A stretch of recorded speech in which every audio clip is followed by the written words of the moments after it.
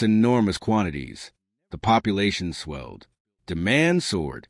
And all the while, the river feeding the reservoir was being drawn down faster than it could recover. By the early 2000s, the consequences had become impossible to ignore. The shoreline of Lake Mead began pulling back from its historic boundaries, leaving behind a stark white bathtub ring along the canyon walls, a mineral deposit that served as an unmistakable record of how much water had been lost. Boat docks had to be extended as the water receded. Marinas were relocated. Areas that had once been submerged dozens of feet underwater slowly emerged as dry, cracked earth. For many residents, these changes still felt abstract, more like an environmental concern than a personal crisis. But for the engineers and water managers responsible for keeping Las Vegas running, the situation looked entirely different. They weren't watching a lake shrink. They were watching their primary water supply edge closer and closer to catastrophic failure. The danger wasn't just about having less water. It was about access. Las Vegas draws its water from Lake Mead through a series of intake pipes. Massive structures built into the reservoir's walls at specific elevations, designed to pull water into treatment facilities and then distribute across the city. As long as the water level remained above those intake points, the system worked. But as the lake continued to fall, a terrifying possibility began to emerge. What if the water dropped below the intakes entirely? What if the pipes were left stranded above the waterline, unable to draw anything at all? The first intake had been built during an era when such a scenario seemed almost inconceivable. When a second intake was added at a lower elevation, it was treated as a reasonable precaution, a safeguard for a situation that was theoretically possible but not considered particularly likely. Yet as the projections grew darker and the lake continued its downward trend, engineers began to realize that even the second intake might not be enough. If conditions continued on their current trajectory, both intakes could eventually be rendered useless. The implications were staggering. It didn't matter how sophisticated the treatment plants were, or how efficiently the distribution network operated, or how many conservation programs were in place. Without physical access to the water itself, the entire system would collapse. Las Vegas, a city of over 2 million residents, could find itself without water. It was this recognition that gave rise to one of the most audacious engineering projects in the city's history. If the existing intakes couldn't be relied upon, the answer was to go somewhere no intake had ever gone before, deep beneath the floor of the lake itself. The plan was to drill a massive tunnel through solid bedrock, cutting far below the lake bed, and establishing a new intake point at a depth so low that even the most dramatic drop in water level would leave it functional.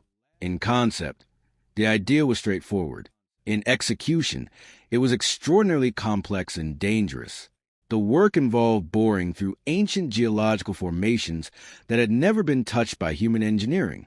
Unlike digging through soft soil or loose sediment, cutting through solid rock at these depths meant contending with immense pressure, extreme heat, and the ever-present threat of water breaking through from above. Workers operated in conditions that tested the boundaries of human endurance and engineering capability. The underground environment was oppressively hot. Machinery strained under forces it had barely been designed to withstand. Every meter of progress required absolute precision, because errors in a tunnel of this kind couldn't simply. Las Vegas was never meant to exist the way it does today. Carved into the heart of one of North America's most unforgiving desert landscapes, where the sun scorches the earth for the better part of the year and rainfall is more of an occasional surprise than a dependable season, millions of people have constructed lives, livelihoods, and an entire cultural identity around a place that nature never intended to sustain them. The glittering skyline, the roar of the strip, the fountains dancing in the dry desert air, all of it masked a quieter, far more fragile reality humming beneath the surface. Every single drop of water that keeps Las Vegas alive has to be sourced, fought for, measured, allocated, and carefully controlled. The city's survival has always been a negotiation with scarcity, and for decades, that negotiation depended almost entirely on a single massive reservoir sitting on the border between Nevada and Arizona. At first glance, Lake Mead looked permanent, fed by the Colorado River and stretching across nearly 250 square miles at full capacity. The reservoir appeared to be an almost limitless supply, a vast blue expanse that made the surrounding desert feel almost manageable. Engineers had designed infrastructure around it, Cities had grown in its shadow. Entire regional economies had been built on the assumption that it would always be there, always full enough, always reliable. But beneath the surface, something was changing. Slowly at first, almost invisibly, the water level began to fall. Not in the way that lakes naturally fluctuate with the seasons, not in response to a single dry year or a temporary drought, but persistently and relentlessly, year after year, in a pattern that couldn't be explained away by weather alone. The early signs were easy to dismiss. Water levels in desert reservoirs go up and down. That was nothing new. Engineers and water planners had built their systems with some room for variation, some buffer against the occasional dry spell. After all, droughts are a natural part of life in arid regions. What they had not fully prepared for, however, was a sustained, decades-long reduction in water flow that pointed to something far more systemic than a temporary shortfall. The lake wasn't simply reacting to bad weather. It was responding to a deep and growing imbalance, one that had been set in motion long before Las Vegas became the sprawling metropolitan giant it is today. The root of the problem stretched back to the early 20th century, when the Colorado River Compact was negotiated and signed. At the time, the river was measured during an unusually wet period in its history, and those measurements painted an overly generous picture of how much water the river could reliably provide year after year.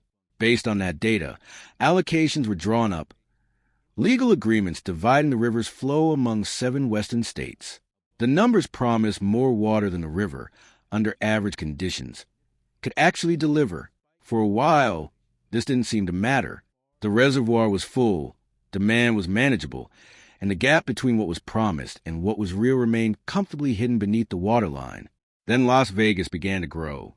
What started as a small, dusty railroad town transformed over the latter half of the 20th century into one of the fastest-growing cities in the United States. Hotels rose from the sand. Golf courses spread across the valley. Suburban neighborhoods stretched in every direction.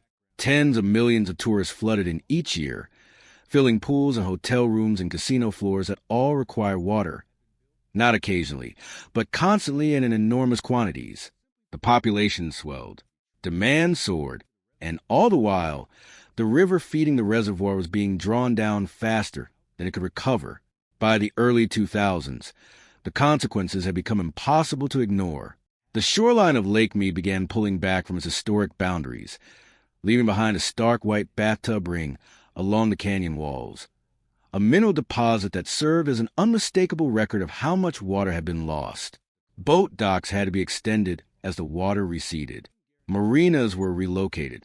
Areas that had once been submerged dozens of feet underwater slowly emerged as dry, cracked earth.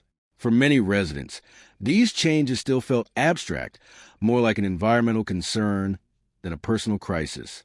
But for the engineers and water managers responsible for keeping Las Vegas running, the situation looked entirely different. They weren't watching a lake shrink. They were watching their primary water supply edge closer and closer to catastrophic failure. The danger wasn't just about having less water. It was about access. Las Vegas draws its water from Lake Mead through a series of intake pipes, massive structures built into the reservoir's walls at specific elevations, designed to pull water into